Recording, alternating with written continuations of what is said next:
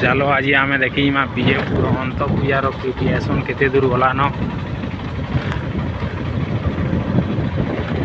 आम फास्ट बाहरी गलु इटा गांधीपड़ा गला हमारा देखुव हाईस्कल पड़ियार गेट के आम पहुँची गलु और किछि दिन पर जगार आमर गाड़ी गाना चलवा लगे रास्ता नहीं मिले एति भीड़ जमबे आमर 6 तारीख रो।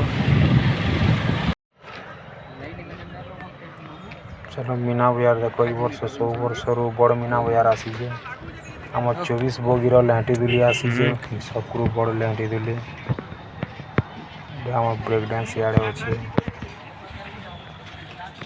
चलो सियाड़ के आमर नौका देखामा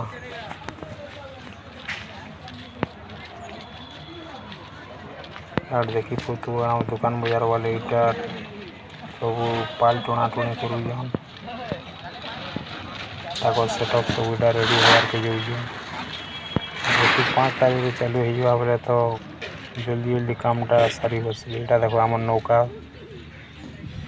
30 फुटर नौका ये वर्ष आसी सब उठा आम जेनटा बरगढ़ धनु यात्रा रिपोर्ट से नौकाटा आसूचे ड्रैगन। चलो बुझे हमारा नौका ऊपर रू देखमा केन्दा दिसुचे देखि पारु तो बड़ा हमर विराल केते मछली करे नौका আছে ई वर्ष 100 वर्ष रू बहुत बड़ा हुआ बहुत इंटरनेशनल होगा। कितना तारीख से चालू होगा जी?